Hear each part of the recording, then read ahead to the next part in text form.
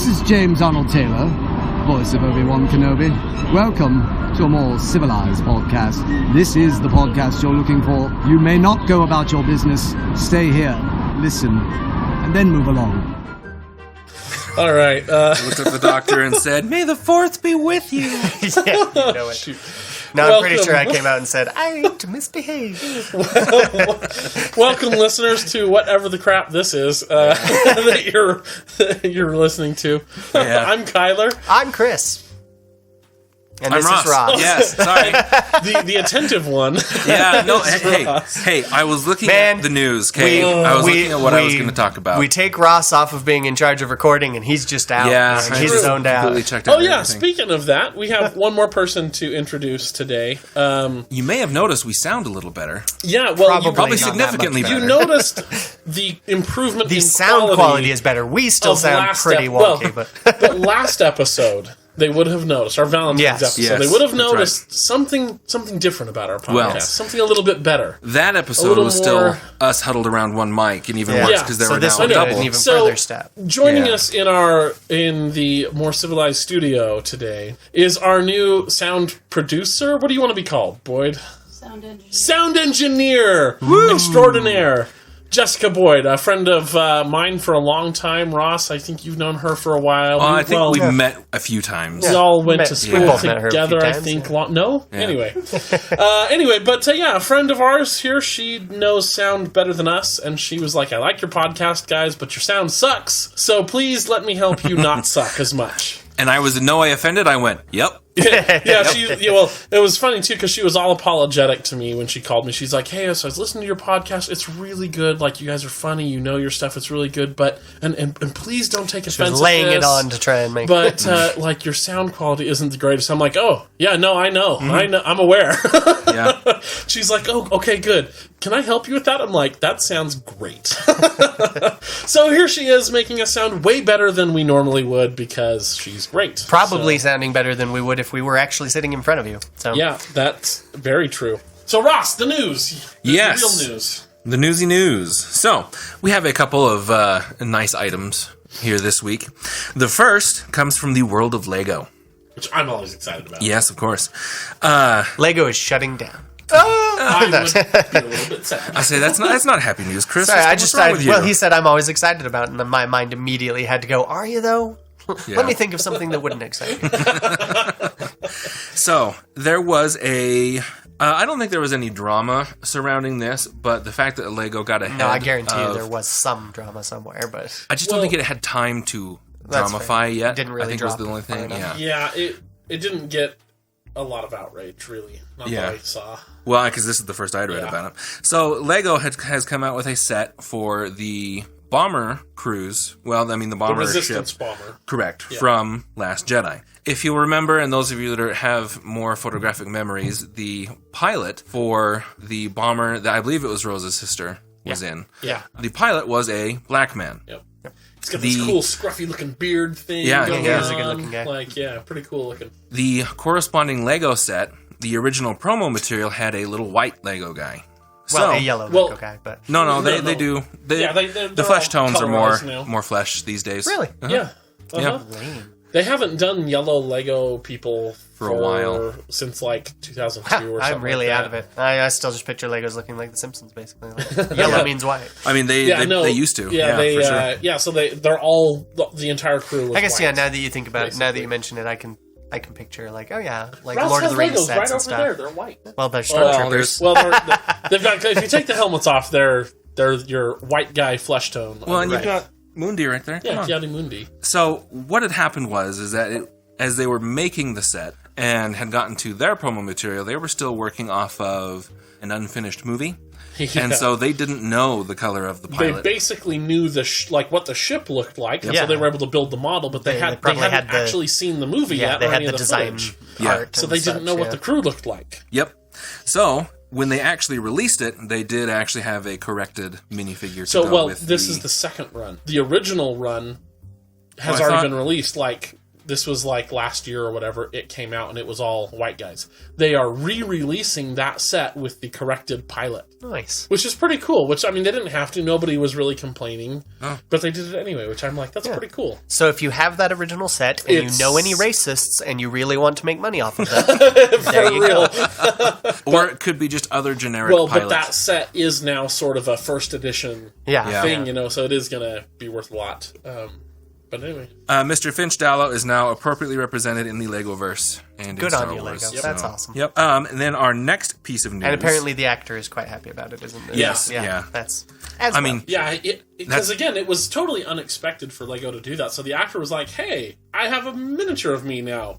Dude, thanks, Lego. Hey. Like, it was Save really me the cool. trouble of having children. That's awesome. Exactly. Our next bit of news is about the Mandalorian TV show. Yep. I guess the hype train. This is part of the hype train for that. It's building up. Choo-choo. There was an interview with Taika Waititi, who is, I think, just one of the directors, because they're getting... Yeah, he's there's directing, a couple. writing and directing an episode or something. Yeah, but... So he was in an interview, and someone asked him if his episodes of The Mandalorian would be something more akin to Thor Ragnarok, because he's the director that, you know... Thor Ragnarok, What We Do in the Shadows. Kind of a little silly. Hunt for the Wilder People. Those are all his. He's a funny guy. Also did the voice and mocap for Korg in Thor Ragnarok, and from what I have seen of him, that's basically just him in a rock costume. Yeah. I mean, that was just his personality. So, I mean, he's just a very crazy, awesome, funny dude. And so someone asked him if they were going to see that in The Mandalorian episodes, and he mentioned how there is a little bit of him in it, but he is trying to match the tone of the original trilogy. The article went on to also theorize that's why the original directors for Solo were cut and Ron Howard was brought in. I mean, it is just... I want a really brave director who's going to be like, no, we're trying for more of the tone of the prequels here. You know what? If it was Taika, he could do it. You know what? Yeah, Taika could pull off the prequels. Yeah, I believe that. for any Go of back you that in time and have an actually funny Jar Jar. Can you even imagine? I was going to say, Jar Jar might have actually been funny. I mean, can you now just imagine Korg in that role? That would have made it infinitely better, though. Yeah. Jar Jar might have actually been kind of good. Wow, that's a weird alternate universe. Hey, guys, we're just going to go bet on this pod race. And Want to come? want to come? And that is the news. Okay. Listeners, as you know by the title already, we are ready to jump back in after a little bit of a weird schedule. We like to, as you know from our villains bracket, we like to do every other week for the villains. For the villains, we did every other week. We wanted to do that here, but Valentine's Day sort of threw off our schedule, and we couldn't not do that hilarious episode. Yeah, we know you all hated it, but... Whatever. Pretend to like it for us, okay? If they love it half as much as I love doing it and re-listening to it, they will love it. It'll still be our most popular episode. I know, for real, right? See if we can eclipse the Last Jedi episode. Oh, man, that would be a feat. But anyway, so we are ready to continue with our heroes bracket. Same as last time, right? We've got our three categories, our three heroic categories, right? The ability to win a fight without killing your opponent. Yep. Ability to sacrifice your own needs for others, and panache. Swagger. That's right. I will once again be acting as the judge here, while Ross and Kyler debate, though I'm sure I will jump in on a couple of these. And I may toss in some of our alternate extra categories here and there if we need some tiebreakers broken or something, or if I just see a great opportunity for it. Yeah, I still want to find out who's, best macrame, Aayla Sakura or Kit Fisto. Kit Fisto, obviously. So panache then between Yeager and Rey. Yeah. I'm going to go with Rey. She's got the staff. She's swinging that around. It looks just really cool. Yeager, we haven't seen him do much yet. Yeah. And I get the feeling that we're going to see him kind of cut loose towards the end of this season, like as we get a little bit more into it. But I feel like he probably had a lot more panache back in his prime. But whereas he's kind of specifically a retired type person. An old grumpy. He's kind of let that go. I've also got to give Rey points for taking the time to do that hairstyle in the middle of the desert when she's out scavenging. I mean, I've watched parents try to do those for their little girls, and they had some trouble. So it's Rey, right? I mean, we're not fighting that. Our next matchup then is Rose Tico and Baze Malbus. Look at that, two useless side characters. Baze is absolutely a useless side character. Chris, come on. Sorry. Chris digs at Rogue One, I dig at Episode 8. What else is new on this show? That's fine. Okay, so fight without killing Rose. definitely goes to Rose. Baze's whole thing is I'm going to shoot you a lot, and then may or may not ask questions later, but probably not. Yeah, I think Baze is going to have a difficult time in any sort of confrontation without killing. Yeah, Rose definitely gets that one. Self-sacrifice. I mean, I know what Chris is going to say about Baze, and he's right, but I hate Rose's stupid, pointless character so much. I mean, both of them are stupid in the way that they self-sacrifice. Baze doesn't stop Chirrut from wandering out and getting killed, and then Baze then goes basically out, just commits suicide, walks out, and gets himself killed. So that's stupid as well. But Rose literally puts her own love of Finn above the existence of the rebellion. Okay, yeah. I'm gonna give you a little thing that I found online here that I love. That it was her line there from it's like, we're not going to win. That's not how we win. We don't win by killing what we hate. And then it had that line interposed with Palpatine talking to Luke, saying, "Yes, give in to your hatred, and your journey toward the dark side will be complete."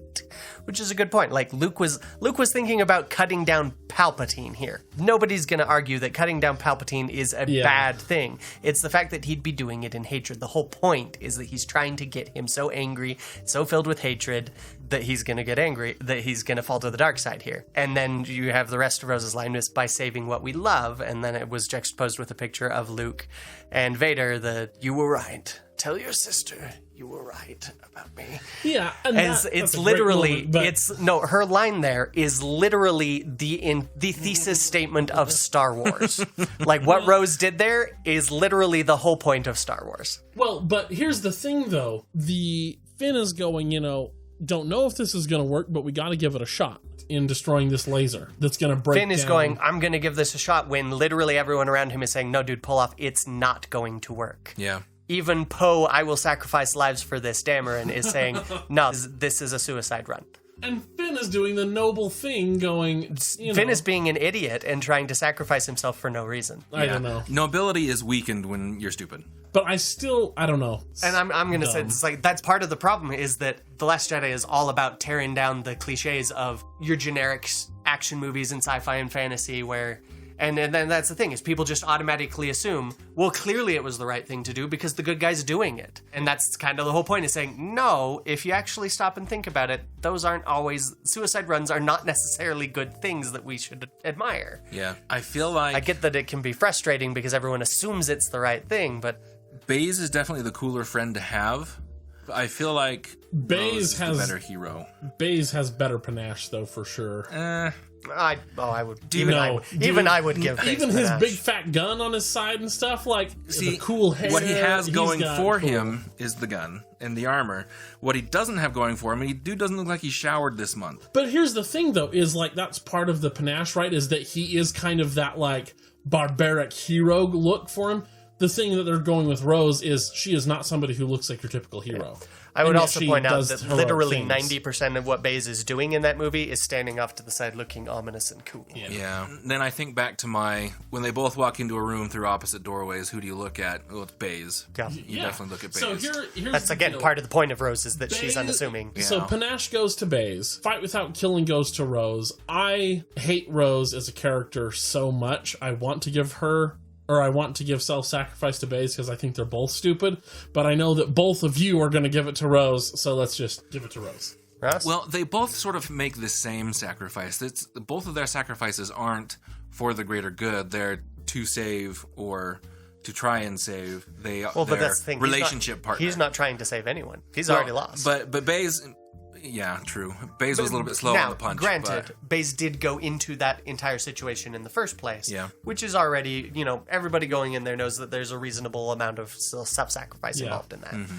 Like, that's a risky operation. But then, no more risky than anything that Rose gets into. Yeah. So, Rose literally goes aboard the command ship of the First Order in disguise. That's not something that you go into thinking, I'm going to come out of this for sure. I'll probably be okay. But Ross, I feel make like your call. I feel I'm like sticking with Baze for the win. I feel like their self-sacrificing is sort of. They're kind of on an equal footing. with that. I can't really So call you a have winner. to pick one, Ross. That's the point of this show. I know. You have to pick one. I know. I don't see how they're really like. At least she achieves something with her self-sacrifice. Come on, Ross. Baze But I is feel like- literally Baze is literally looks no so help much in getting cooler. the Death Star plans. He's no help in saving anyone's life at the end. He doesn't do anything. But he was willing to do he was it all. willing, The only but she problem was that willing Baze had- and successful. True. The only problem that Baze has is that he was too late to succeed in his. So he his would be sacrificial- great at self-sacrificing if he had better timing. But, Yeah. Which, granted, 90% of my problem with, well, not 90%, but 50% of my problem with the action scenes in Rogue One is that they don't have action timing down. Yeah. And which is why you get all these awkward moments of, why is Vader just not pulling the plans out of his hands? But it's like, if they'd set up the action scene better, then that wouldn't be a problem. Yeah. I feel like it comes down to the more with less argument again, so it would have to go for Rose Of course as far you're as gonna go with Rose. self-sacrificing. Okay, fine, it's Rose. Let's move on. Do you have any arguments against it, Chris? My main thing is actually more of just Kyler has openly admitted that he's saying this because he hates Rose. That's not a valid I argument. know. So I know. She's just so uninteresting, and I know we're gonna get more of her in 9. So okay, so our next matchup is Aegon Kolar. Is that right? All I right. think so. Aegon Kolar and Jyn Erso. I feel like that's a strong contender for the. Is it a Star Wars name or a Utah name? Yeah. That first one. I have no idea who Aegon is. By Yeah. the way, He so. is a dark-skinned Jedi. I think he might be on the Jedi Council at one point. Okay. He's, I believe, a Zabrak. I was gonna say, is he one of the Zabraks? Yeah, we don't see him do anything. Is he one of the ones that gets cut down by Palpatine in that, or is he the one that's not there? Oh, he might be. Because there's one that goes with Mace Windu Yeah. there, and then there's the one that's in Episode 1 but isn't there later. Even though Yeah, it might. No, it might be him that gets cut down by Palpatine. I can't remember if it's him or Ethkoth, but it might be him. Either way, he's not super important, so we have just sort of generic Jedi. He's not important enough for Kyler to remember, so I mean, That should tell you that's something, saying yeah. something. Yeah. So we just have like generic Jedi values, right? Try not to kill people. Generally self-sacrificing because you're a Jedi. And he Panache, is- you got a lightsaber. he is up against the somehow even more bland Jyn Erso. Oh, Chris. Oh, it never ceases to humor and sadden how much you hate Rogue One. My favorite two things in the world: making people laugh and making people sad. All at once. So I'm just pulling up a picture. That's not the one that Okay, Aegon Kolar. No, he is the Episode 1 Okay. villain, I believe. Yeah. Yeah. So he's on the Jedi Council in Episode 1 and then is just gone by the time we get to Episode 2. Yep. He's off somewhere. Yeah, so he really is basically just generic Jedi. Yeah. Jyn, though, so I don't know. I'm going to go with Jyn, I think, probably, just so I see absolutely, more. but Yeah. I was gonna say, can Jyn beat generic Jedi? she's got the self-sacrifice. She's got... She's got a cool scarf. She's got her little beat sticks that she has. Inexplicably good shot. Yep. Different things, yeah. And then our next matchup is Kanan Jarrus and King Lichar. Yay! Or Prince Lichar if you've only seen the Clone Wars. He becomes king, I guess, in the Clone Wars, but then we see more of King Lichar in the comics. Was he the Mon Cal? Yeah. Okay. Yeah, he's the leader of the Mon Cal. Okay, Gotcha. so Kanan Jarrus from Rebels, being the Jedi who's training Ezra. I'm going to go with Kanan on this one.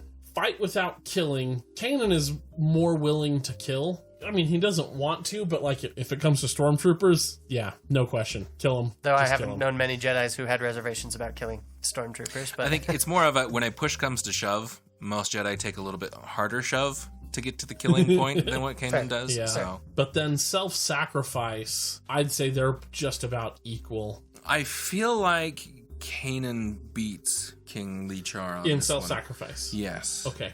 Now, I mean, I know the whole episode of Clone Wars where he was, trying to help lead the retaking of his city. I feel like Kanan edges him out, though, in self-sacrifice. I mean, yes, Lichar did want to lead those charges into battle, but I don't know. I feel like he wouldn't quite go as far as what Kanan would. Okay, I'm going to give you King Lichar first, and then I'm going to give you the rest of Kanan's story that you haven't seen. So Lichar, we learn in the comics, when Mon Cala is still independent from the Empire. And the Empire is putting pressure on them to hurry, just get on board, join the Empire thing. All the cool kids are doing it, right? They're getting their peer pressure and all that jazz. And Lichar, this is last episode of this, the first part of our Heroes Bracket, right? We talked about Farron Barr, who'd been advising King Lee Char. He was the historian, and he mind-tricked the stormtroopers to kill the Inquisitorius, right? So this is like 10 years that he's been resisting the Empire. And then Vader comes in and is like, we're done playing around. The Empire squashes the planet. The Moncal merchant fleet escapes, which later becomes the core of the rebel fleet. And King Lee Char is taken prisoner. And it's years that he's the Imperial prisoner and will not cooperate with the Empire. He won't put out propaganda videos for them or anything. Like, he is like, no, screw you. I may be your prisoner, but here's a big double bird that I can't give you because I have flipper hands. Man, I just heard the opening of that was just like, he won't put out. Man, they must have really been frustrated. Yeah.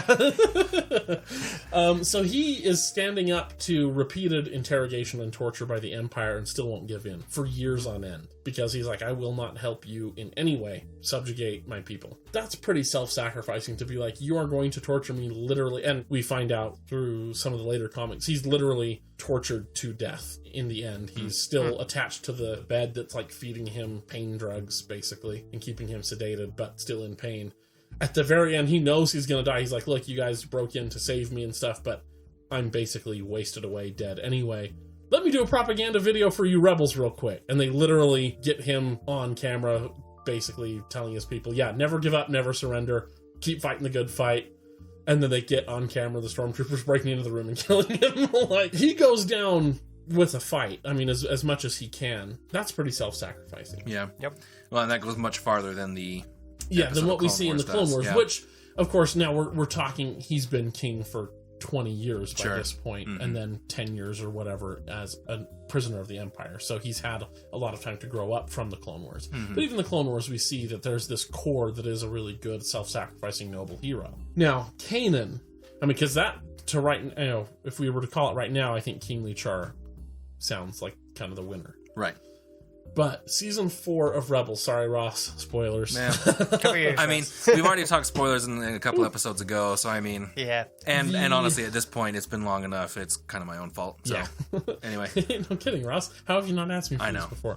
We kept meaning to buy them, but just never got around to it. Yeah. So Kanan, pretty self-sacrificing that we see all through Rebels, right? He's putting other people ahead of himself on a regular basis. He's getting into trouble to, feed the hungry. I mean, he's about as good and noble a Robin Hood character as you can ask for. But in season 4, right? In season 3, we see Kanan undergo a lot of personal growth. And season 4 just continues that. In season 4, he steps more into the mentor role. More than he has with Ezra. He sort of accepts his role as mentor, I guess is what I mean. And really learns to not just survive, but thrive with his blindness. And at the very end, this is in the season finale, the big 2-parter. The whole everything is coming down around him. The Empire, the 7th Fleet with Thrawn is there at Lothal. Everything is just falling apart at the seams. All of their plans are just going from bad to worse. It's looking like a total Imperial victory. And they're literally just jumping out of the frying pan, hope to land not on the fire, but maybe on an ember nearby that we can then roll off of. Like, they're just trying to salvage anything. And Governor Price, they're climbing up, the rebels are, this goes through, they're climbing up this big circular fuel drum, basically, that's several stories tall, where they're hoping to, get picked up by their friends in a stolen ship and all this kind of stuff. Well, Price is there chasing them down in an AT-AT. And she sees that they're on this fuel thing, and she's like, you know what? Maybe a lot of fuel, but let's end these suckers, shall we? Yeah. And she tells them to fire on their own fuel supply, which will incinerate everybody. Kanan sees that, this is what's coming. We have literally seconds, and you're all way too close. And he force pushes Ezra into the ship, and then force pushes the ship away at the moment that the fuel is hit, and he then turns from pushing them away to use both hands to sort of force block the blast from destroying his friends, and is himself incinerated eventually. But all of his friends live. Like, that's pretty dang heroic to be like, yeah, I love you guys. And it's so sad too, because this is all like the same night, but it spans a couple of episodes. He and Hera finally get their kiss. He tells her outright, yeah, I love you, this is great. It's really emotionally climactic that they've finally sort of all come together as a real family. And then he's like, and as a final act, I need to save all of you. Goodbye. It gets you, So I don't know. I mean, they're both extremely self-sacrificing. Because, I mean, Lee Char sacrificing himself for his whole people, but I feel that it's more personal with Kanan. Right. You know? So how's Panache then? Oh, Kanan all the way, dude. Cowboy Jedi all the way. So I feel like we've got a little more for Lee Char on the ability to win a fight without killing people. Yeah. So how's their macrame? What do you think? You know? Well, no. It's Kanan, because... I was going to say it's zipper Kanan. hands. Yeah. Well, not only that, but you know Hera has domesticated him just a little bit. You know? He's picked up something here and there. You know it. Still, I feel like it's kind of speciesist if he's winning on the basis of flipper hands. Like, Well, I mean, hey, that's a test bias. I mean, you got to come with a better test there, Chris. Right. Most chiseled jawline. Wait, Montgomery. Yeah. There you go. All right. I'm calling They it for both have an Jairus. awesome goatee, though. I'm still calling it for Kanan. Yeah, it no, sounds it's like. Kanan. It's close, but it's Kanan. All right, next we have Evan Piel and Mon Mothma. So who's Evan? I have no idea. That's Okay, same so thing. you see him in episode 1 or 2 on the Jedi Council. I don't remember which. He's a midget like Yoda. He's super, super short, but he has... He's got like peach skin. But he's got a super awesome and eye he's got scar. an awesome Yeah. scar Eye scar across and the his eye top and his- knot. And, the top knot and stuff. He looks like Yoda, only Caucasian. Yeah, It's basically and what he looks like. He has a little bit taller head instead of a round one like Yeah. Yoda Yeah, does. it looks like, are they But he's- trying to make another version of Yeah, Yoda it's a species little weird, but he's or got like not? the similar And no, ears they're and not. stuff. And then we see a lot more of Evan Piel in the Clone Wars. Season 5, I want to say. Might be late season 4, but it's the first time we meet Tarkin in the Clone Wars as well. Captain Tarkin. Like, Yularen is basically sort of Anakin's admiral, right? Mm-hmm, yeah. Evan Piel is always with Tarkin. Tarkin is his admiral that leads his task force. All right. And they come across like this. The Republic discovers this new hyperlane into the Outer Rim. And they're like, this would be really great because it would save us a lot of time. We can get reinforcements and logistics there sooner, and it'll help the war effort. But we have to keep this information secret, obviously, because if the Separatists discover it, then they can block it up and counter us, right? Yeah. And so Evan Piel memorizes half of this. Tarkin memorizes the other half of like the formula or whatever to like get it down, and they're traveling back to Coruscant when they get captured by the Separatists. So then there's this big rescue mission or whatever. And it's a really great moment, actually, where we see Anakin's descent into the dark side, because Tarkin is saying all of these Tarkin things. Yeah. And Anakin's kind of like, he's not wrong. Which, of course, worries everybody. Great foreshadowing. But yeah, Evan Piel, Jedi Master, but he's a very grumpy Jedi Master. Yeah. There's a reason Tarkin is one of his top people, is because he's kind of like, let's just kill these guys. You know what would really end this war? If we go and massacre Newt Gunray. That would end the war pretty quickly. He's kind of a little bit Tarkin. So winning a fight without killing. And he has and like a Mon Russian Mothma. accent. Russian A accent. Russian, quote-unquote accent, yes. And so Mon Mothma being the leader of the rebellion, first chronologically seen, I believe, in deleted scenes from Episode 3, though maybe earlier? I don't know. Oh, chronologically in Star Wars universe. In universe, yeah. Yeah, she is in Episode 3. Yeah. In deleted scenes. from In Episode 3. Earth timeline, we see her first in Return of the Jedi. Was it just deleted scenes? Because I thought there was like a panning shot you see. In Yeah, the I'm background pretty sure in there episode is. 3, but Yeah. Either way, Episode 3 is where it is. Yeah. Yep. And then she shows up a couple times in Rebels as well. Right. She has a great conversation with Saw Gerrera. Isn't she also in Clone Wars? She might be in a couple episodes I of think Clone she's Wars, in one or actually. two episodes of I Clone think Wars. you're right. Yeah. Yeah. And then she's in Rogue One. Yes. Yeah, and then Rogue One as well. Much more of a pacifist than Evan Piel. Yeah. Like, no question, she Understand gets the get into a fight without killing people. Although she's not probably as capable of killing people. But she still couldn't order it. Like, she's in a position to arrange for a lot of killing and tries not to. Really yeah. does. Yeah. She even won't give the order to kill Saw Gerrera, which would be very beneficial to the rebellion. And she won't do that. Yeah, she wins on that one. Fight without killing your opponent. She wins. Self-sacrifice. Evan Piel does die, and is tortured quite a bit before his death and doesn't reveal, which is nice. And then he tells Ahsoka his half so that the message still gets through. There are quite a few moments within that episode of self-sacrifice where he is like, I'll be the rear guard, and I'll hold off these droids while you guys go ahead and get ahead and I'll catch up. That's actually how he dies. Yeah.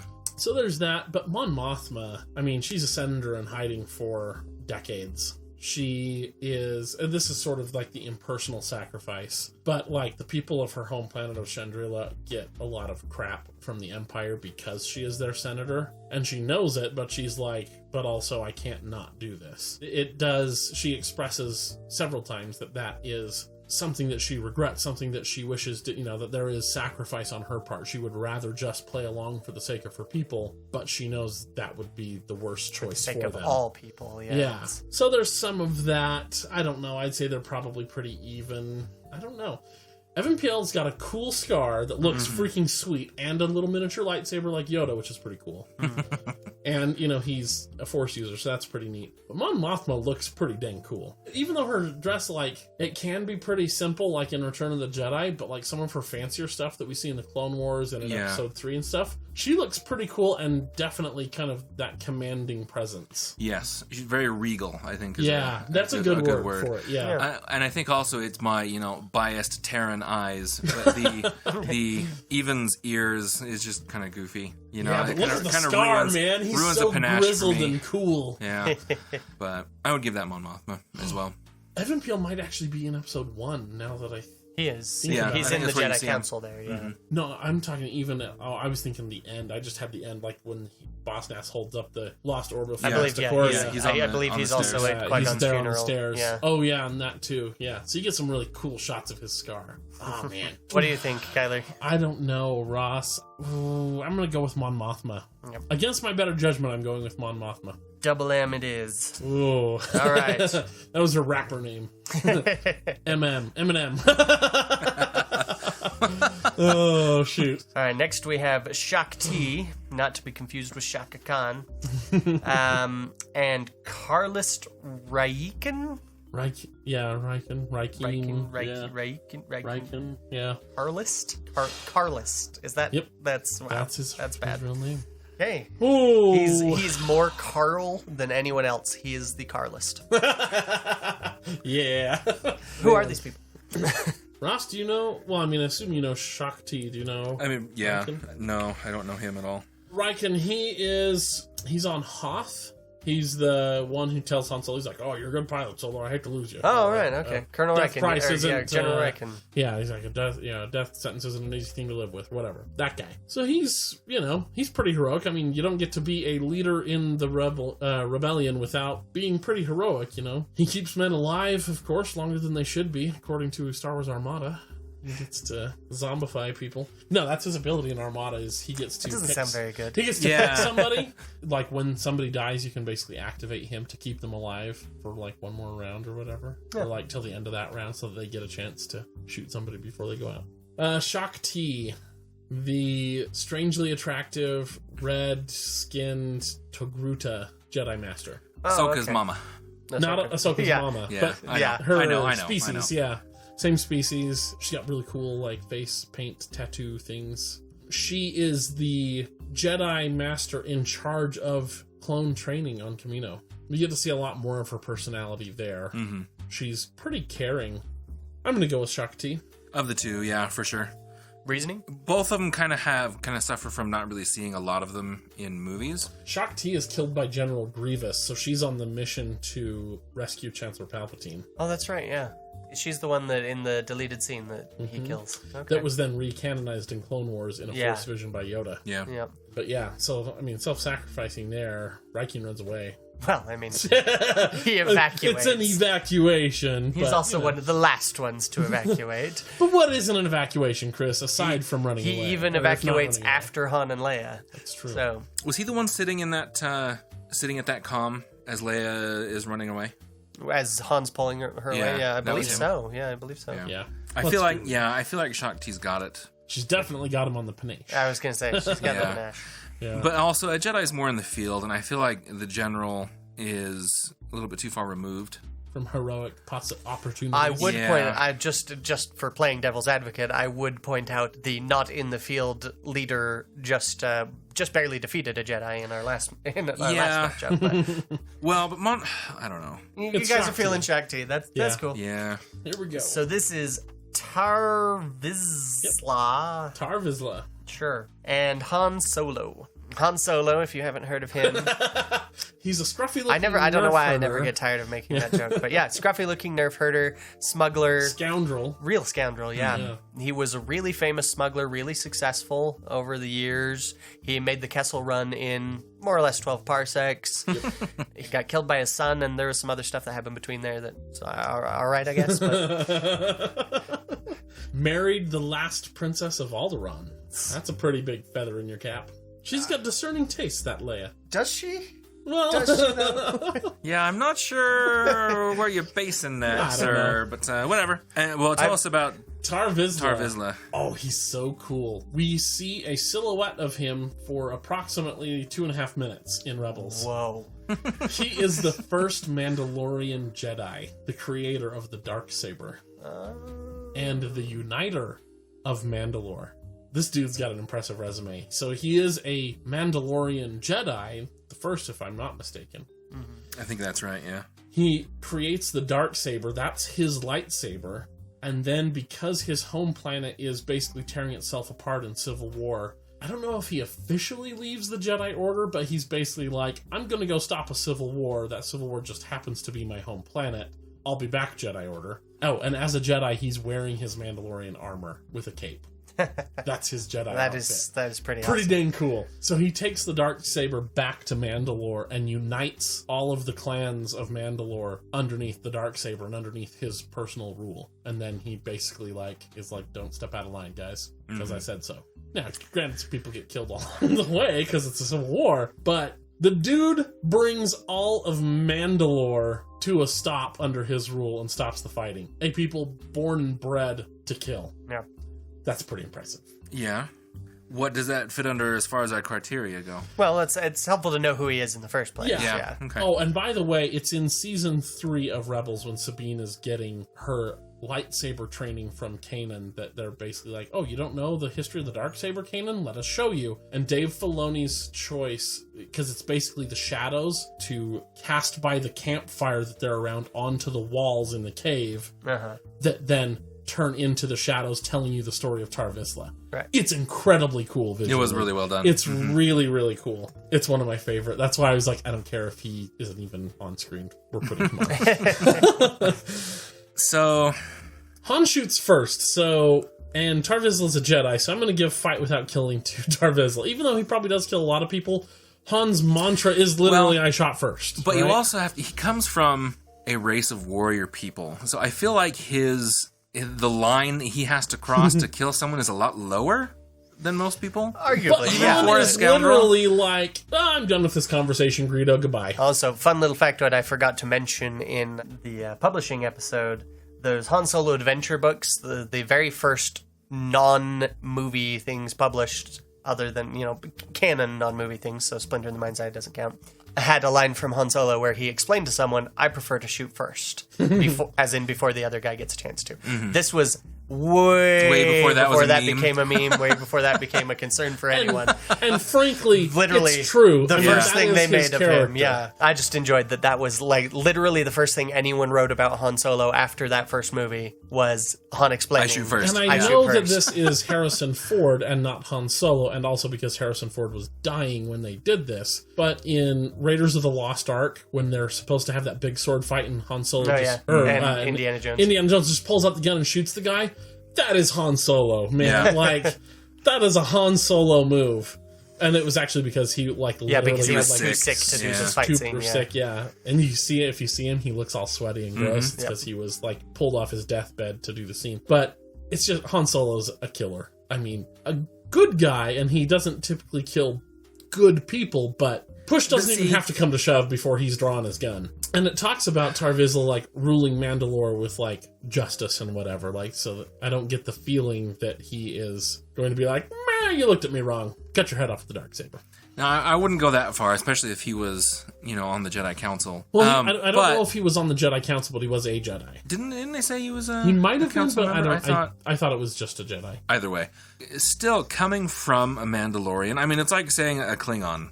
you know? Yeah. The fact that he comes from a warfaring people, again, puts him, I feel, in a much he was more not killy... on the Jedi Order. Or he was in the Jedi Order, but not on the Not on the Council? Yeah. Okay. So I feel like that's kind of sixes for the both of them. Yes, Han being a shooter-firster, but he's a Mandalorian, so I mean... I feel like you're maybe being a little racist against the Mandalorians. Yeah, there, man. Ross. Just because most Mandalorians are violent doesn't mean that he was super and violent. also, he's a Jedi. You don't get to be in the Jedi Order without showing restraint. You get kicked out if you don't. Literally, their defining guideline is we need everyone to show Which restraint. should actually make it all the more impressive that he shows restraint enough to be a Jedi, given that he comes from such a violent background. So, fight without killing, Tar Vizsla. Self-sacrifice. Han Solo does literally walk out, I think you can argue, knowing that he's going to die to talk to his son just for the sake of hopefully reuniting or reconnecting with him in some way. Tar Vizsla gives up the Jedi Order to become the ruler of Mandalore. So I think Han Solo gets the self-sacrifice. Panache. Han Solo also rides out into a storm facing quite high risk of death to save his friend. Yeah. 720 to 1 odds. Yeah. No less. Don't tell him the odds. Yeah. But, he pretty routinely throws himself into nasty situations instead of other people. Like, he's pretty good at the self-sacrifice thing, I would say. Flies back to a Death Star on his own. Yeah. Well, with Chewie, come on. Well, but like of his own free will. Yes. Yeah. Yeah, okay. He is commanding one target when the Ross rest is of the kind rebels of person came that in. wouldn't give Chewie a medal. Oh, Ross. he is just being racist and You speciesist left and right. You Ross, people human superiority, is that what you're all about now? putting words in my mouth. I do always play a human in D&D, which is That is true. odd. No, actually, I'll He's play a back and racist. forth. It's because they get a bonus feat at first level. I mean, let's be honest. Yeah. But Yeah, that's true. And so it depends on if I want the bonus feat or if I want the breath weapon. I usually go back and forth between those two. But So, yes, Han consistently shows himself More willing to put himself self-sacrificing, in that's danger true. over other people. Yeah, until we see more of Tar Vizsla, I think Han's got it. But here is actually like, I don't know who is going to win. The panache. I mean, it's Han Solo. For heaven's sakes, dude. He's got that cocky swagger when he walks. He's got the cool vest. He's got the gun on his side like an old Western, like, he's got the cool hair. He's got the awesome scar on his chin, the smirky smile. Like, he is a looker. But Tar Vizsla, cool Mandalorian, like, medieval armor, cape, and the dark saber. That's a killer look. That is pretty panache, I will grant. So, I don't know. Ross, what do you think? So, listeners, this is one that I especially want you to respond to. Yeah, because I don't think whatever we say here is going to make everyone happy. I mean, yeah, okay, Tar Vizsla's got the armor and the cape and the special saber. Mandalorian armor, Ross. But see, that's the thing is, all the Mandalorians have it. But his armor is different. I mean, you get it at birth, so I mean... His armor is different and older. Pulling out a new category. Most capable of dealing with the loss of a body part. Ooh, I don't think Han would deal very well. I don't think so either. I think that would But go I think to, Tar Vizsla Tar would win that one. Yeah. Okay. Is he our winner? I'm locking it in. Tar Vizsla. I'm locking it in. Well, my other category I was glancing at like, let's pick one at random, was wisest. I kind of feel like that's going to go to Tar Vizsla too. Oh my gosh, Ross.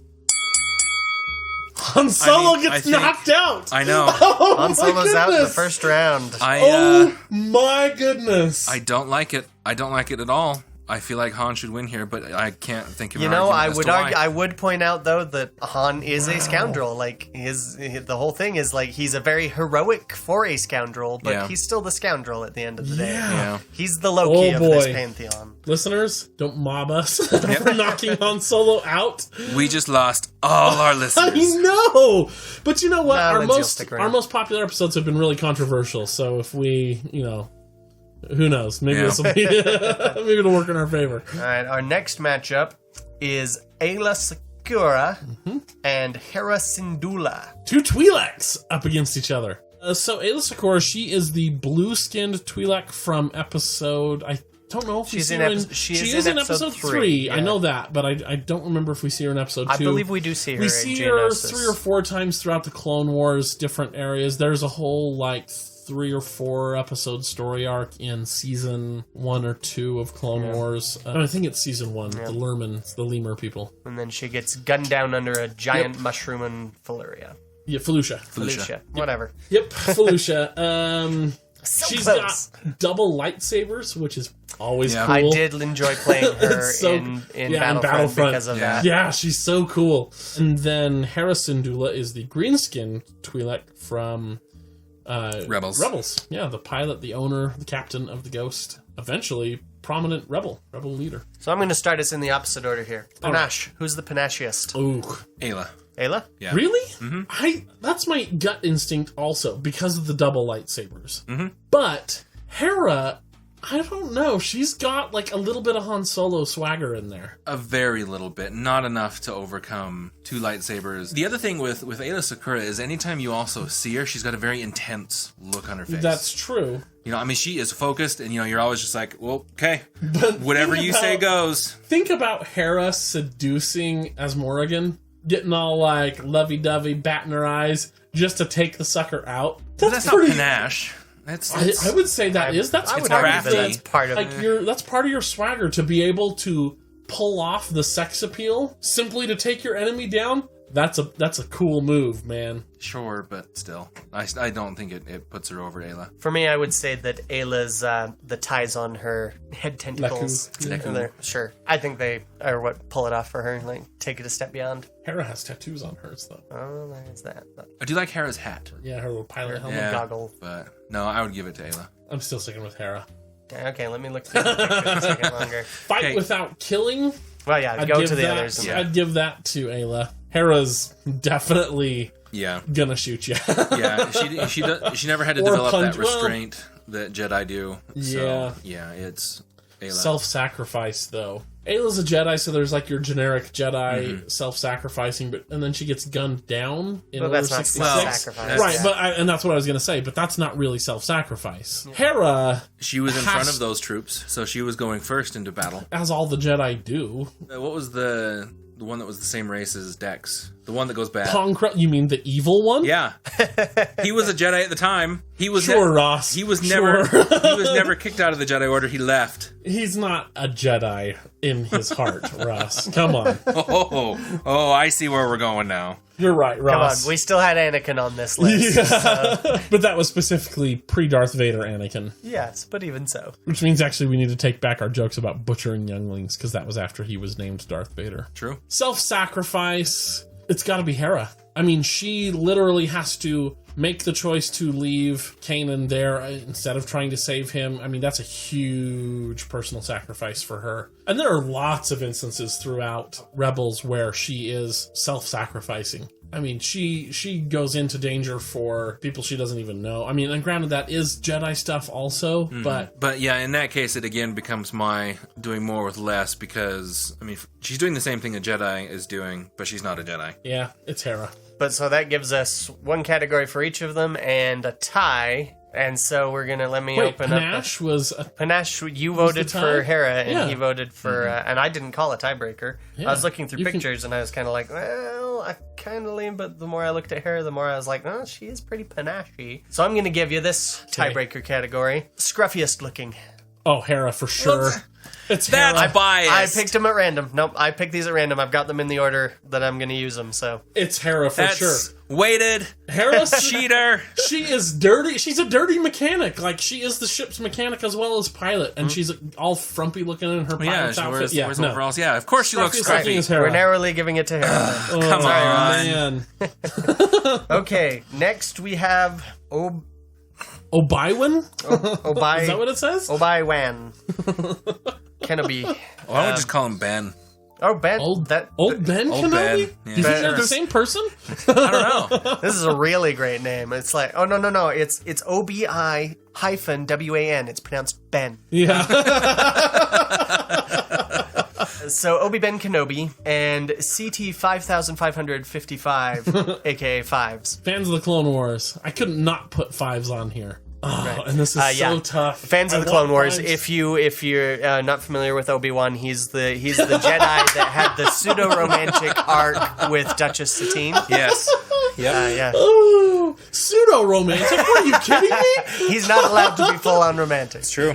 Yeah, but the romance was real, man. There was nothing pseudo about the romance. I just couldn't act on it. It was tension. Raw. Oh, man. Yeah.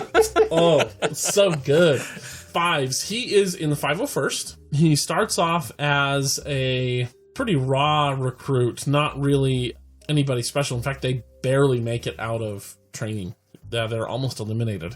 He's part of Domino Squad. And then he's put on a backwater position, the Rishi Moon, where they discover the Separatist fleet coming to destroy Kamino. They stop that, and then he shows valor, basically, and he is told that he's got potential to maybe be an ARC trooper, an elite trooper. And he's kind of one of the main clone characters throughout the Clone Wars. Yeah. Most episodes have Fives in them. And then he's there right up to the very end. He accidentally stumbles onto Order 66 and is killed by the Emperor for it. He's pretty heroic. Lot of stuff. He's right up there with Rex and Anakin as far as we need volunteers for this crazy mission. Okay, Anakin, you volunteered, so that means your clones do. But Fives is always one of those people, first over the wall kind of a thing. Okay, so, panache. Who's the panachiest? Obi-Wan. Doing more with less, though, Ross. No, he's not. He's So is not. He's not. He doesn't have the Force, and he's not using a lightsaber. So, I mean, now I am not in any way knocking, especially Ewan McGregor's lightsaber fights. It's panache out the wazoo. But Fives, for a clone, for a guy who is literally 1 in a million, 1 in several million, actually, he's got a name that people recognize. Fives is, I mean, for fans of the Clone Wars, if you ask them to start naming clones, it's going to be like Rex, Cody, Fives. Mm-hmm. Almost certainly in that order. He's got an incredibly... Well, I guess that just is more recognizable. I was going to say he's got a backstory that makes my wife cry every time we watch Clone Wars. She doesn't cry when Obi-Wan dies. But panache, I don't know, man. He's done some pretty cool stuff. He's got, like, a bloody handprint as his little personal symbol on his armor. Granted, the blood was blue, which works well because he's 501st, but yeah. Nonetheless, that's his symbol. That's pretty panache. He's pretty dang daring, and maybe this goes into the self-sacrificing stuff a little bit, but, like, he's part of the group that, like, steals... Speaking of Ponkrell, who you're trying to throw in here for whatever reason, Ross, God, ridiculous, right? Ponkrell is forcing them to do stupid moves, like, and ordering them to, like, attack head on, and let's not go steal these things, and, you know, whatever. He's the one who steals the Umbaran, or he's one of the two who steal the Umbaran the ship things, fighters, and goes and, like, wrecks their crap, you know, and gets this huge victory. I mean, that's, again, that goes into self-sacrificing, but the fact that he is willing to do that also, I think, speaks to the panache. He's one of the ones, along with Rex, who leads the mutiny against Ponkrell and puts up with some pretty gnarly stuff there. Looking at pictures of him on Google image search, I will grant that he is pretty dang panache for a clone. And that's what I'm saying is, like, yeah, but doing more with less. You're literally but it's like he's restricted like 5 in million. how much he can change this outfit, you know, arguably. So. Yeah. And it's like, you're he's got a different haircut. 1 in 5 million, or 6 million, you know, however many clones they made. It was several million, because they talked several times throughout the Clone Wars of, well, we need to order 2 million more clones, you know, or whatever. So he is somewhat limited in the fact that he's a clone, but that's what I'm saying. With what he is given, he's pretty cool. So, Russ, what's panache about Obi-Wan? The man freaking jumped out of a window and held on to a That's pretty cool. That was pretty epic. Pretty stylish. He fought on a raging river of lava. Yeah, I would call panache for Obi-Wan, too. Partly just because Fives is pretty dang, you know, like, that's a pretty dang awesome outfit he's cobbled together with his armor and everything. But Obi-Wan works a lot of different looks over the years. Yeah. And I'm not saying Fives doesn't have it. Obi-Wan's just got more of it. Yeah. I know this was going to be Obi-Wan. I just wanted to make a really hard pitch that's just for panache. Fives. So, who's most capable of self-sacrifice here? It's tough. So, I mean, again, more with less, right? Yeah. Mm-hmm.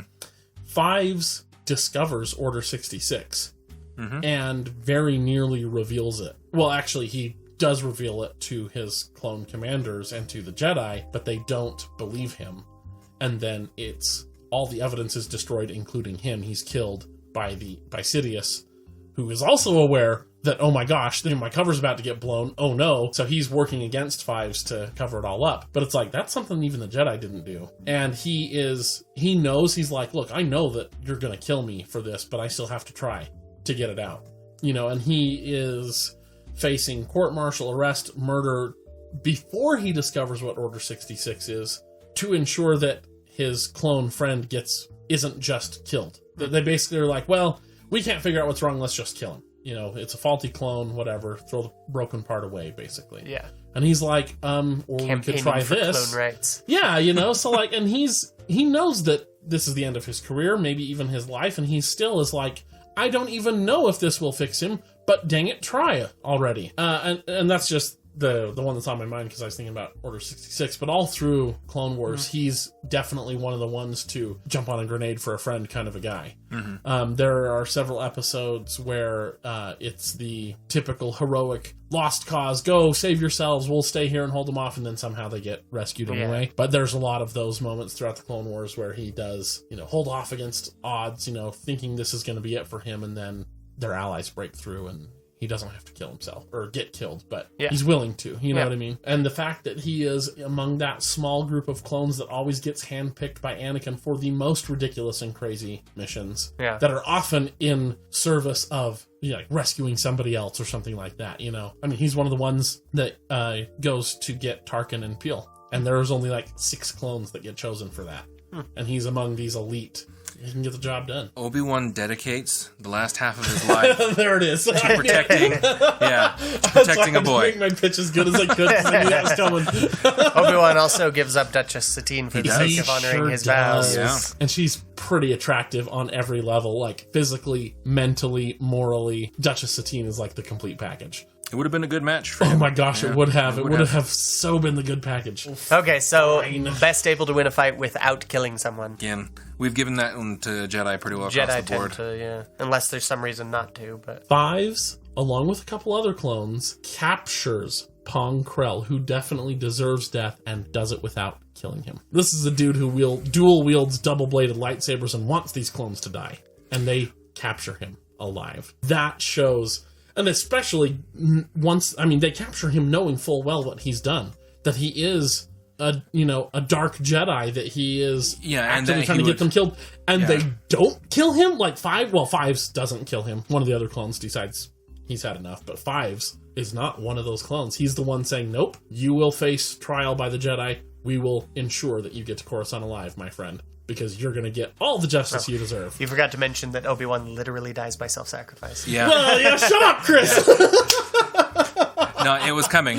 I was just letting him finish. Oh, okay. That's nice of you. I just want Fives to get his due, and this is my chance. No, and he's very formidable, but I think in this matchup, he... I would also point out that Obi-Wan wins a fight against Anakin without actually killing him.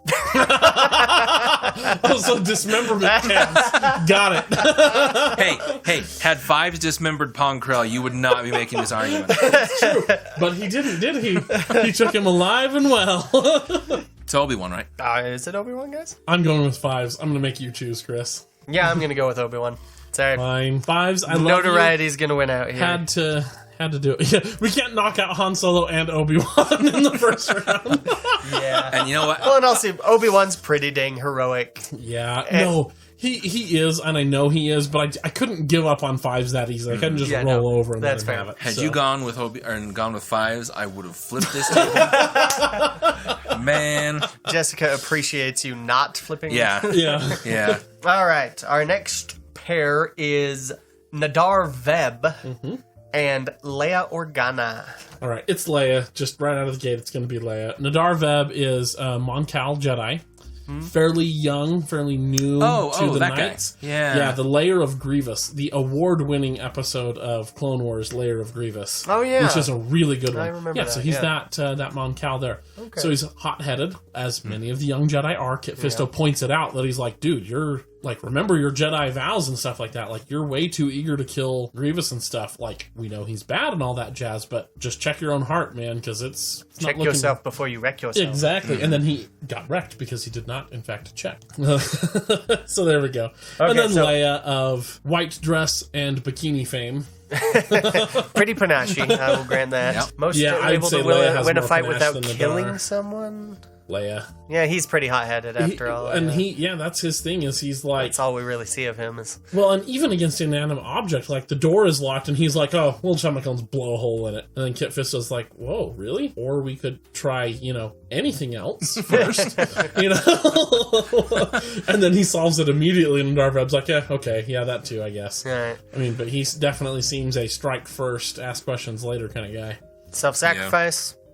I mean, they're going into the layer of Grievous, so there's some amount of I may not come out of this. But the I'm attitude there is definitely but not his one of those. attitude is pretty cocky. Well, and just the whole attitude of the mission isn't, we might not come back from this. It's, okay, we've got an opportunity here. This could be dangerous, but...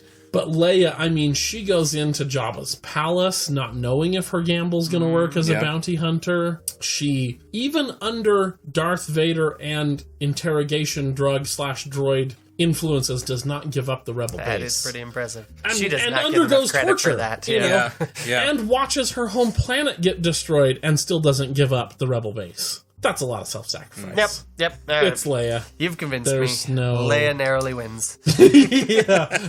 By the narrowest 100-lane margin. Yes. All right.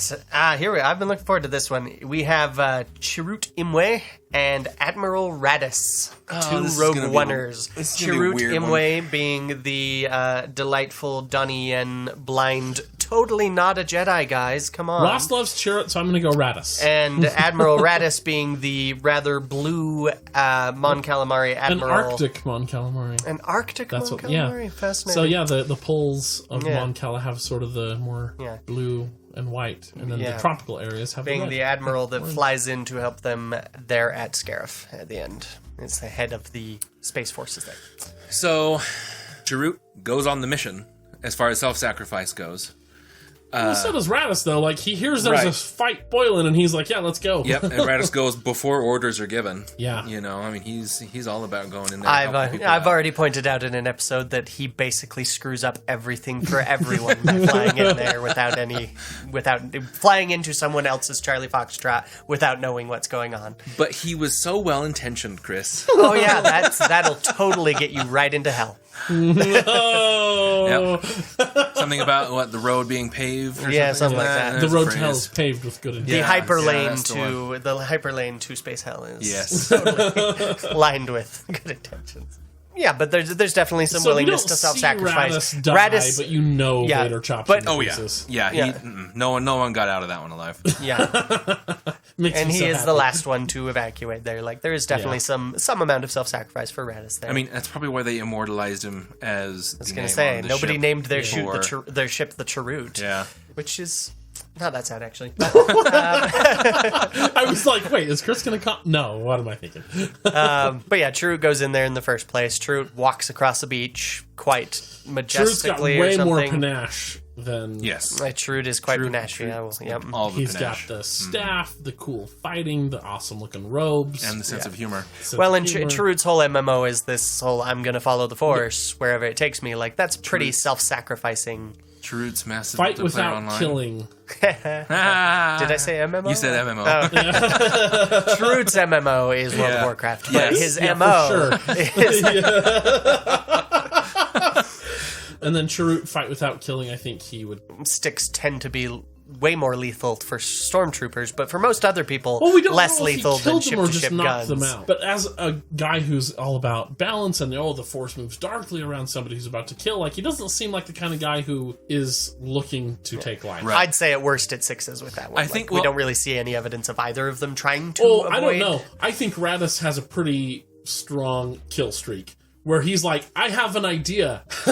Let's ram these two ships together and kill as many of these Imperial SOBs as I can. But the point of that was, I have an idea, here's a way to take out the gate, not here's a way to kill as many people as possible. I don't know. Well, I think that was intended to take out the Star Destroyers. The gate was just a happy accident. But even so, I'd say that's in battle. Like, Chirrut is also a dude that's shooting down TIE fighters, and he's not shy about killing. Isn't that the only time we actually see him kill? Everything else is just he does shoot later, and we see him kill some people on Scarif. Yeah, but I think that's more of a driven by desperate circumstances. Yeah, necessity. Like, with his regular life... I would say that's more of the Force saying, hey, kill these people.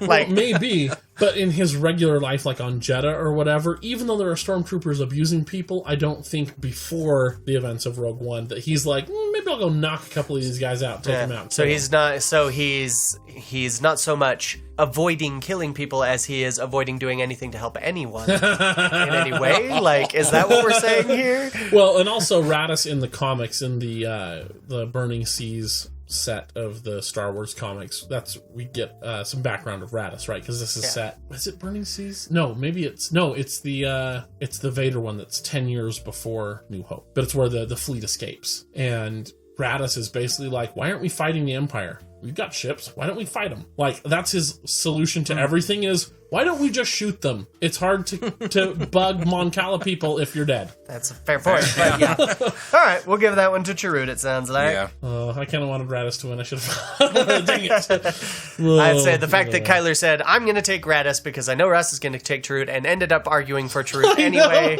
is a pretty strong indicator. Yeah. Our next matchup is Stasali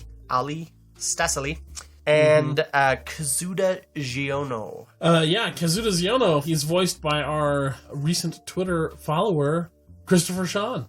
Yeah. So hi, Christopher. Hope you're listening to this fun episode. I did ask him, who do you think the most heroic person in Star Wars is, and why is it Kazuda Giono? He liked it, but he didn't give me an answer. Oh. I was hoping to have some fun little quip from him in here. Yeah. But, so do better next time, Chris. That's all we're saying. I expect more of you if you're going to follow us. Come on. Oh, boy. You're awfully demanding to the people we're pandering to. I mean, man, come on. Wow. Oh, shoot. Well, tell us who Stas is. Yeah, so she is, again, she's a Jedi. I don't know if she's on the Jedi Council. As we reach for our phones to look up pictures. Yeah, I was looking up to see if a Tholothian, that's what she is. So she has, instead of hair, this race, they have like these like lobed head tentacle things. Yeah, her. So she is in the arena rescuing people. She's a couple times she appears throughout the Clone Wars for different things, assisting other more prominent, or at least prominent to us, Jedi accomplish their missions and things like that. So yeah, a Jedi. And then Kazuda Xiono, a pretty young, I believe he's a teenager, and like he seems like an older teenager. I mean, so teenager, come of age, probably. Someone somewhat inexperienced who volunteers to be a spy for the Resistance in a place where there is high levels of First Order activity. All right. So there you go. Okay, so who's our most able to win a fight without killing people? I'm going with Kaz. For two reasons. One, I think he actually probably is more heroic, again, following Ross's doing more with less. But also, Christopher Sean listens to this. How can I not vote for it? At least the first round, right? I thought you were going to say, more capable of winning a fight without killing people because he's less capable of winning a fight? Or, well, from what we've seen, yeah. Yeah, I think he's trying to use my own arguments against me so he can get his own. He just likes the series. That's why he wants Kaz to win. No, I mean, well, I feel akin to Resistance, how I felt in the first half of Season 1 of Rebels and Season 1 of Clone Wars, which is, I can tell there's potential, I'm waiting it out till it gets better. But see, I think we've already gone with Jedi in this case, the winning without killing, because the Jedi know more restraint. He's too bumbling. But nonetheless, he still has won fights without killing people. Okay, winning fights without killing people is different than being capable of winning fights without killing people. Remember, we've decided it was a discipline and restraint thing, not if he not quite wins knowing how a to fight well without enough. killing people, is he not capable of winning a fight without killing people? That's kind of the definition of having won a fight without killing people. He might be statistically more capable of it. Yeah, okay, statistically, sure. But as far as doing it on purpose intentionally, no. I don't know. I'm saying we have seen Kaz on several occasions, like 3 or 4 times in 12 episodes, get into fights and not kill people. So Kaz is more capable of winning a fight without killing people by virtue of being in a cartoon aimed at younger audiences. Nonetheless. But it's a solid reasoning. See, but that's the thing. So when Kaz fights someone, he's got a blaster or his fists. Okay, fists you're not going to kill anyone with, usually. But the blaster is pretty much going to kill somebody. Jedi have their lightsaber, which are also going to be very deadly in normal people's hands. But Jedi... been known to be very dismembery, but not killy. But also killy. We've seen quite a few that killies. too, yeah. So, I mean... I would say we've seen more killies than dismember without killing. I would say we've seen quite a few dismemberies without killings, but they often led to further killing, so... So how do you count those anyway? No, but again... Like Dooku got dismembered, and then he got killed. So rubbing salt in the wound. The Jedi is a lot more capable of killing, so it's going to be a lot easier for them to kill, and yet they kill a lot less than someone with Kaz's abilities. So, who's most capable of self-sacrifice? Generic Jedi self-sacrificial teachings versus somebody who has given up apparently a fairly wealthy lifestyle. He mentions in one of the early episodes, I think the first or maybe second, that his parents are fairly well off. He gives up also a fairly, what appears at least anyway, to be a pretty good, loving relationship with his parents to go live on a backwater. But that's for his own advancement in some ways. Well, but also he's going, because he is a New Republic pilot, because he's heard the stories of Poe Dameron and all these other people, and he's like, I would like some of this glory, yes. And he gives that up to go be in the Resistance, which technically is illegal in the New Republic. But also, he's going, I'm a fairly green pilot, and you're going to put me as a spy here when he doesn't have the skills for it. See, that's a lot of self-sacrifice. I mean, you're asking him to go into a lot of danger that he's not necessarily equipped for, and he says, okay, yeah, I'll do it. Well, and it's Kaz is doing a lot of the asking. He's pushing for a lot of this sort of thing, from what I remember. But nonetheless, right? No, the danger is still there. That supports your argument, but my part of the argument is that I feel like he's got stars in his eyes, and so he's pushing for these things because that's what I was suggesting. It's going to be I'm going to go be a spy. That's awesome. I'm going to be a hero. Yeah, and I would say just so based I on feel these... like. Well, I feel like we just haven't had him tested yet to see the self-sacrificing. Well, and that's what I'm saying is these last couple episodes that have aired since the winter break, I was correct in my prediction, as we talked about in the Resistance, State of the Resistance Nerf Nugget, that a lot of my wishes and whatever for the episode, or for the series, have come true, right? Where we're showing more of the Resistance. Kaz is maturing, and so that's only continued. So there are a lot more of him going, okay, they actually kind of weeded it out by about episode 6 or so, or 7, of him going, oh, this isn't going to be as easy as I thought. Okay, but I'm still here.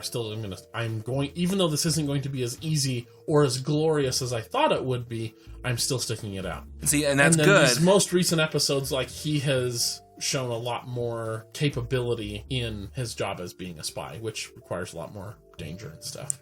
And I feel like those were points in his favor, Yeah. but I still don't think it's quite to the level of beating out even generic Jedi. I don't know. Generic Jedi have a lot more training. They are maybe doing more, but they also have a lot more skill. So, Panache, then. Jedi with a lightsaber, we don't see her use it very often. But she's got cool hair things. She does. But Kaz has done some pretty cool stuff as a pilot. Especially, I just watched an episode this morning, actually, where he has done some pretty cool stuff. He's, the First Order have occupied the station at this point, and he's, actively thwarting them and helping people they're looking for escape the station. Mm-hmm. Which has been pretty cool. I would also point out that this is a character whose behavior you compared to Jar Jar. Yeah. See, and that's the exact comparison I was about to make. The whole walk in the room debate. She saunters in, he Jar Jars his way through that door. Yeah. I would say she probably has him on Panache. Yeah. I can't knock him out. Ross, come on. Hey, we knocked out Han Solo. I know. Justifiably so. Dang it. Debatably. I am actually leaning towards Kaz here, though. What? Yeah. Why? Well, because I think... mainly because I think Kaz wins by virtue of A, cartoon aimed at younger audiences, and B, more screen time. We don't have any definitive examples of Stasili actually being heroic. Chris, but that's the thing, is that what we've seen of Kaz does not beat what we have to assume about even generic Jedi. Sorry, Kyler's convinced me. I thought it sounded pretty all right. Come on. Not to mention Chris's have to stick together. Sure, that too. There actually is no bias here, listeners. I just made a compelling argument. Suck it, Ross. All right, speaking of compelling argument time, we've got Jocasta Nu and Captain Head Rex. librarian of the Jedi Order. So yes, Jocasta Nu, famous for, if it is not in our archives, it does not exist. Mm-hmm. And Captain Rex, famous for being one of a million clones. Mm-hmm. But probably the coolest of the Probably the clones. coolest of the clones, yes. Even over Cody. For sure over Cody. He doesn't murder Obi-Wan at any point. I mean, come on. That's true. But he also isn't the number one clone. Yeah, but well, I gotta say, at this point, I'm pretty convinced that Fives is the most awesome clone ever. I do like Fives more than Rex, actually. So, yeah. Rex, though, is with Han Solo at the Battle of Endor. He's one of his Pathfinders. Yep. They retconned him in because of that awesome beard. And it's awesome. Yeah. So Jocasta Nu, we don't see her ever fight. Oh, no, I lied. No, I think we do see her get taken out by a bounty hunter. We do see her get taken out by a bounty hunter, and she does fight in one of the comics. And it's pretty epic. She is there to chew bubblegum and take names, and she's all out of bubblegum. It's pretty cool. But it is highly lethal. She's not there to take any prisoners or grant any mercy, either. Right. Captain Rex is generally pretty lethal, too. True, but he is also numerous times throughout the Clone Wars shown to be just as capable of not killing, like when the situation calls for it. Might be another wins by virtue of more screen time.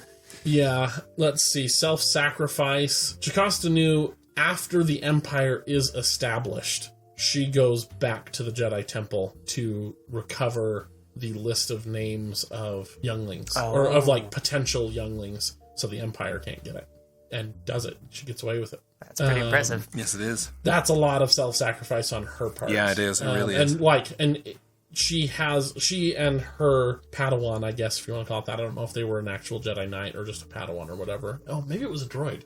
Oh, no, it was a droid. You're right, it was a droid.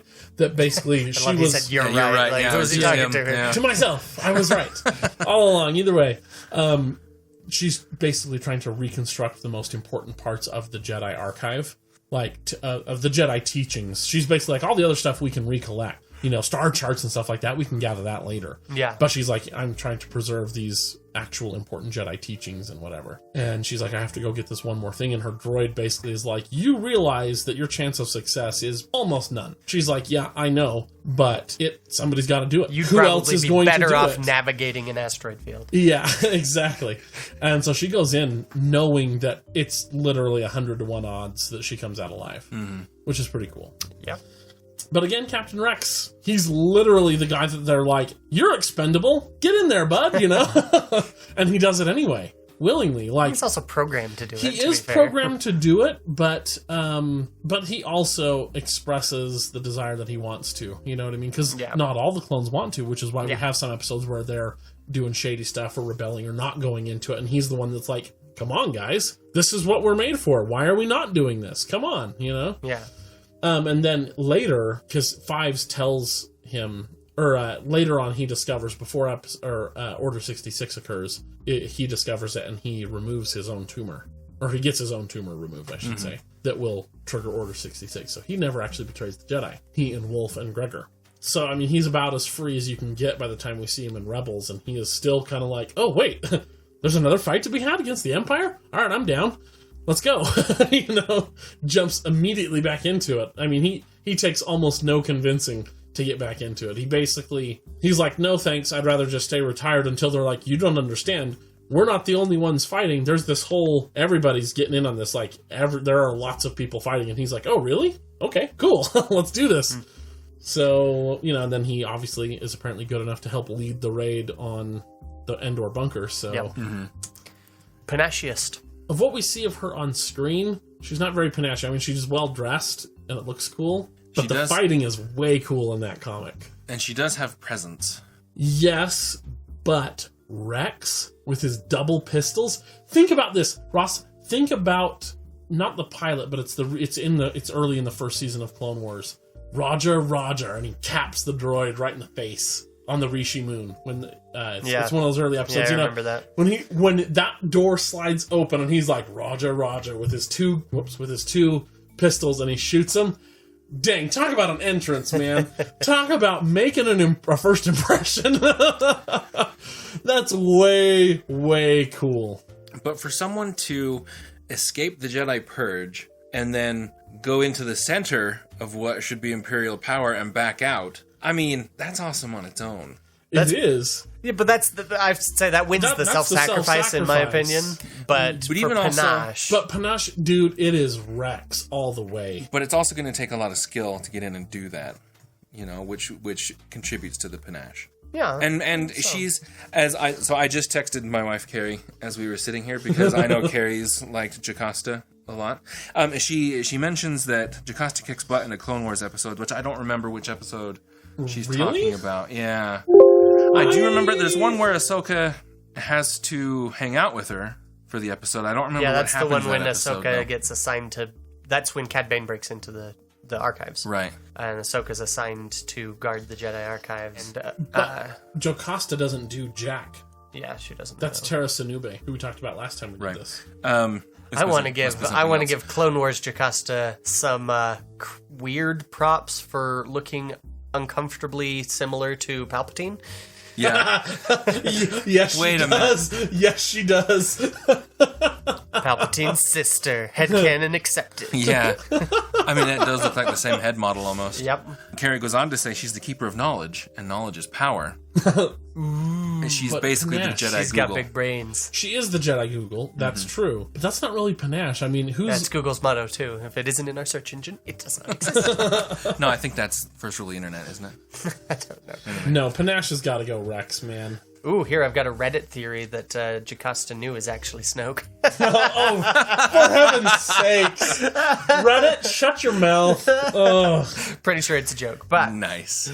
so we got some mixed opinions on most of these categories, it sounds like. I do have one image here to submit to the panache. Oh, hold on. Our sound engineer is about to... Oh, that's not Jocasta New. Yeah. That is a bounty hunter who has been a shape changer. herself as Yep. Jocasta New. So, Rongo Bongo. However, let me open Good this. find, though, Boyd. Good find.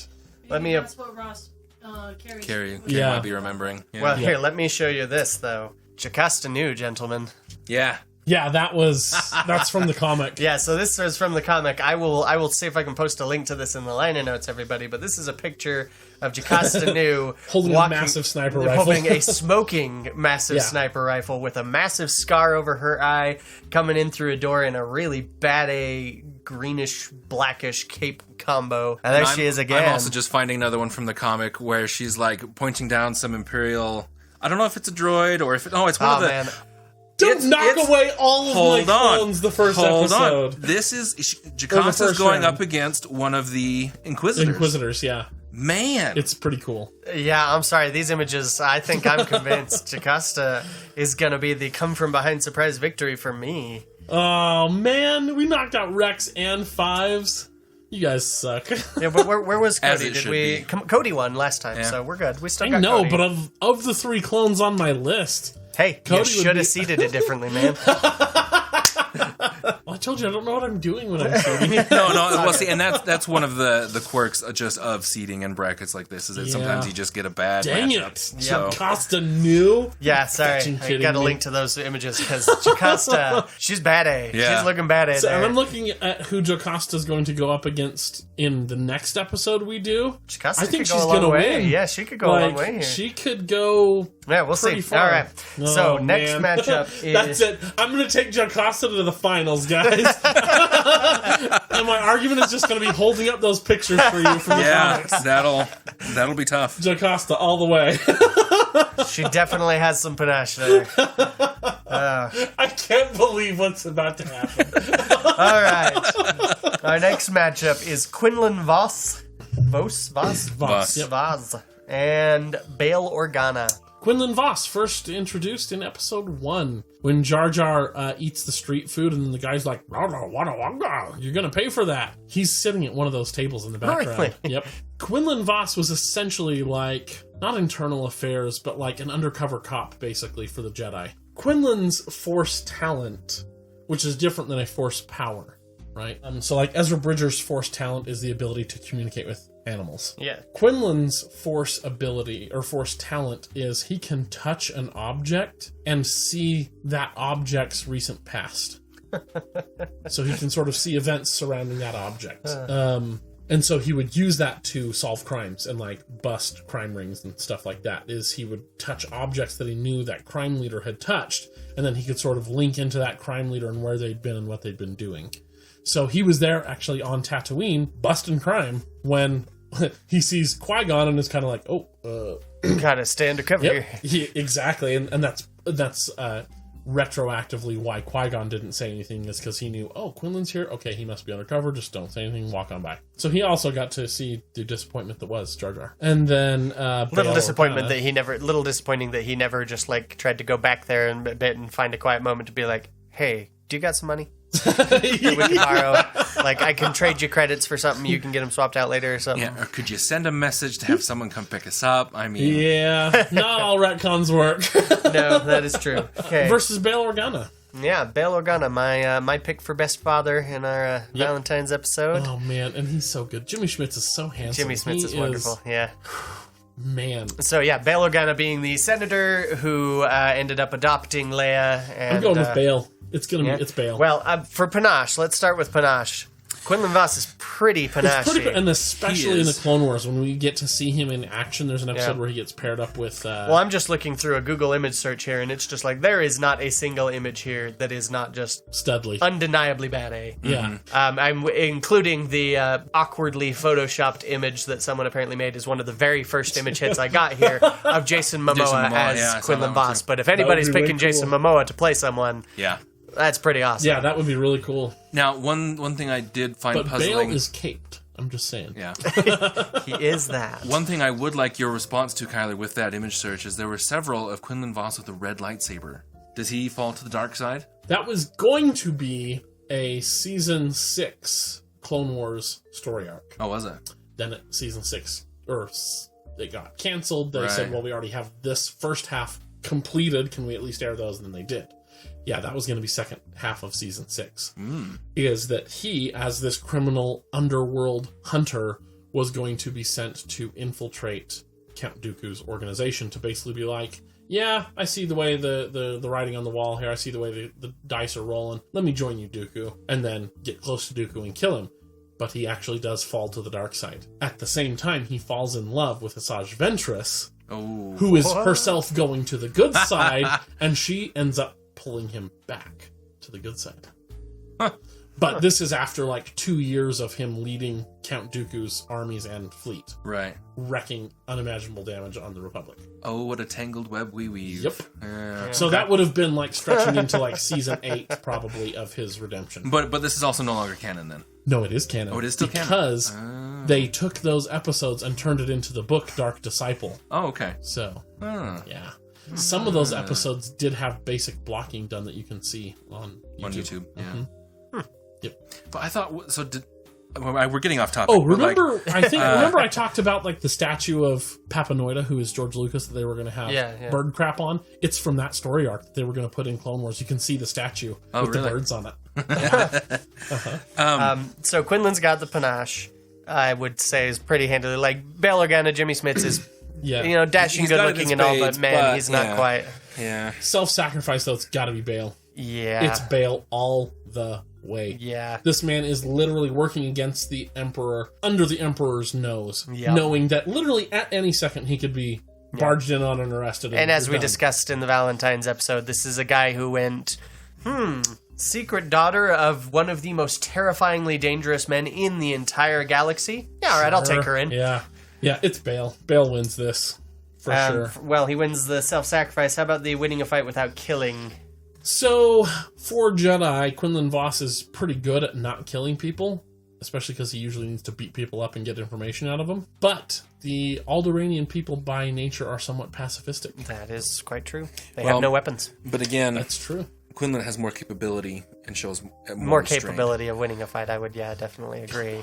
Don't knock Bail out, Ross. Well, I'm sitting here like technically I think Quinlan wins 2 out of 3 categories here, but I still feel like Bail wins that other one by enough. Like I feel like Bail's it's just Bail. Ross, tell me it's heroic. Bail. We just said Quinlan wins 2 out of the 3. Yeah, but that's what I was saying is I feel like he wins 2 out of 3, but I still feel like it should be Bail here. Bail should be the better hero. Bail never fell to the dark side. True. That is true. Oh, that's true, because then Quinlan is like uber destructive. And like Quinlan comes back, which is great, and I don't want to knock the possibility of redemption and how that should be a thing. But did fall to the dark side. Bail is stalwart in staying good. It is fair.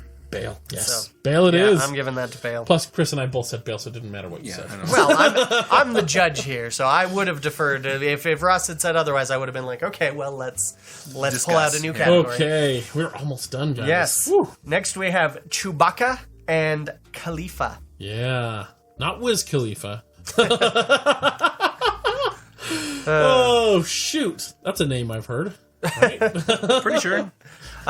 Who is Khalifa in Star Wars? Yeah. So, there's an episode of Clone Wars where Ahsoka gets trapped, like she gets captured by Trandoshans and then dumped on this like jungle hunting planet where she's going to get hunted for sport. I don't know if you're there yet, Chris. No.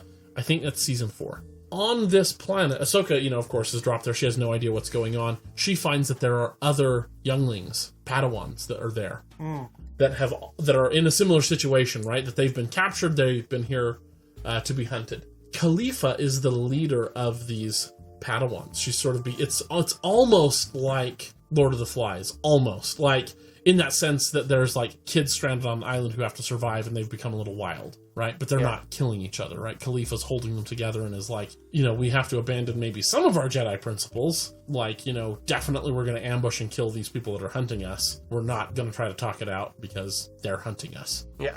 But she's still trying to like keep their hopes alive, kind of, even though she's like a goth kid. She is, I believe, a Mirialan, like Luminara Unduli and Barasafi.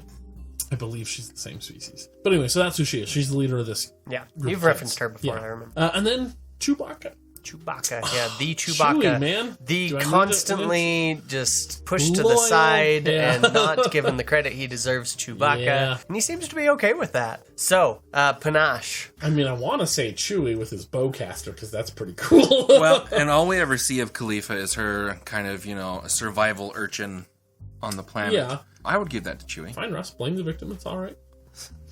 What? I don't know. What does this even come? We just want to I'd pick a also fight. like to give some credit to Chewie for being, I think, the only Wookiee that I've ever seen sport more than one hairstyle. Like, Yeah. he switches his hair up for Return of the Jedi. It's pretty awesome. That's true. He's got the butt cut. Yep. Parted down the middle. And he works it. He does. It does. It looks good. That's true. That's a point in his favor, I think. Yeah. More heroic, I'm just going to go with Chewie. I mean, Khalifa is really cool, and props to her for being able to survive for years on this planet. Was it that long? I believe so. And then to keep others alive as well. I mean, that's pretty heroic stuff. But she's also pretty pessimistic by the time we meet her. She's kind of given up. When we also got Chewie, it's like, okay, this guy was one of the unsung heroes, apparently, of the Battle of Yavin. I'm going to pull one of Chris's categories back here and get a little metaphysical and pull on our heartstrings a little bit. Best ability to survive the loss of a body part when Han is killed. That's the loss of Chewie's heart right there, my friend. It's true. And he carries on. He soldiers on. He does indeed. He does indeed. He doesn't even need hugs from Leia. Yeah. Ouch! Too soon. Zing. No, it's Chewie. Not that Leia needed hugs either. I mean, the It's woman lost her Chewie entire for freaking sure. planet and was like, oh, here, let me give you comfort. But Yeah. It's we may Chewie, be able though. to argue that Leia is, in fact, a sociopath, but Save it for our sociopath show, Chris. can we do that? I would love man. it. I want a Let's do it. sociopath show. Oh, yeah. We just, If you listeners could see the way Chris's eyes lit up, it was like a kid on Christmas. Yeah. No, it's Chewie though. Yeah, it's Chewie. I'm not. I will, Yeah. as judge, I will not allow anything else. self-sacrificing dedicates his life to going with this scoundrel. Gets a freaking moon dropped on him. Regardless of... Not anymore. I feel like Chewie is actually a very good individual, but his loyalty is such that he's always in with bad people, right? Well, he has the life debt. He can't do anything else without being dishonorable, even if it means doing dishonorable things. Is the life I was going to say, is the Life Dead even canon Still anymore? canon? I don't feel Yeah. like it is. I don't think it's ever been said. Based on Solo, I don't Fact really check get us, that impression. listeners. Yeah. Because the way that Solo gave it to us, that's not so much Han saving him as it was... Well, they got tossed in Mutual together escape. and they mutually, they worked And together. there Which is were- actually one of the things I liked about Solo, Yeah. was that it's like, thank you for doing away with the rather worn cliche of a life debt and just giving us two people who came together based you're on saying mutual respect and friendship. You don't want to see a overweight Wookiee leader go, you have the life play with this and this? You know, actually, I kind of would. It would be amazing. Oh my goodness. Oh, that's so good. Okay. All right, final matchup. Woo! We're done. Kit Fisto and Sabine Wren. Sabine Wren. Okay. Just realized we got to the end. Getting to the end of this, we didn't have Duchess Satine in here either. By the way, my wife has now chimed in. She says Rex, so suck it. Oh, too bad she's not involved with this. Anyway, No, dang it. and all she does really there is counter Carrie's vote. So Yeah. we got to call my wife, except she doesn't know who either of these people are. So, Kit Fisto and Sabine Wren. Who is Sabine? Oh. Sabine is the young Mandalorian hipster on the Ghost Crew. The Mandalorian hipster, I love it. Yeah, you're right. Yeah. She has a propensity to paint everything. Yeah, and she's very all- bright colors. And she everything she does. irritatingly goes into the art and like super pretentious about it. Oh yeah. Yeah. Yep. Yeah. Yeah. It was kind of endearing though. I was like, it's kind of funny because it does fit her character, but it's still kind of I like that she has that as part of her character. Yes, That's an interesting character trait to have. That's what I'm. Yeah, that's what I meant. Yeah. She ends up in Rebels actually going back to Mandalore to help. Also, in addition to art, she's a lover of explosives. Yes. She's a bit of a itchy bomb finger. Yeah. She likes to blow things up. She's always good for a couple thermal detonators. Yep. Cool. But when she finds that there is trouble on Mandalore and that she is actually of the lineage of some of the leaders of Mandalore, one of the larger houses, if I remember right. Ren was the larger house. Yeah, well, it's House Wren of Clan Vizsla. And Clan Vizsla that's right. is, That's right. is Sounds a vaguely big, familiar. important. Yeah. Although it's had some bad eggs because you had Prey Vizsla. Yeah. Clone Wars. So. But I was about to say, but Vizsla seems like it could even be more heroic than Clan Solo, and I mean that's. And then you're like, it's had some bad eggs, and I was like, well, so has the Solo line. Yeah. So, but no, so she's part of the rebellion. She's part of the Ghost Crew and has been fighting alongside Kanan and Hera and all the rest for She several dual wields years. pistols like awesome, and she has the dark saber eventually. She eventually, when hearing that And there's a trouble on whipcord Mandalore, and a cool shield, like a personal shield. would you stop? She's so cool. I'm we're trying all to get through a listening, definition. Ross. We're listening, Ross. Here's And the trouble fantasy- on Mandalore. And Yeah. Fantasy Flight Games has just announced that Sabine is coming to Legion. That's I'm it. so excited. I'm done, guys. Bye. I'm Okay, go, curious, Ross, though, go. Ross. Go, I'm done. No. Are you? Yes. He's covering his face. This is your only chance. Go. I know, right? So she ends up, when she hears there's trouble on Mandalore with the ruling parties and things, and he's got things to say. I can feel it. I can I feel it mostly coming. just want to He interrupt just you to wants bug to, you. yeah. He just wants to mess with you. She ends up going back to help rally the clans and actually set order back on Mandalore. And it's really cool. Could you not have waited 30 seconds for me to finish that? All right, then. 4 meanwhile, times. Kit Or I Fisto. can bug you, Ross. Kit Fisto is best known mainly for his appearance in our Valentine's Day episode. I was going to say, he's best known for arousing Ross's wife. That's not how I would have put it, but okay.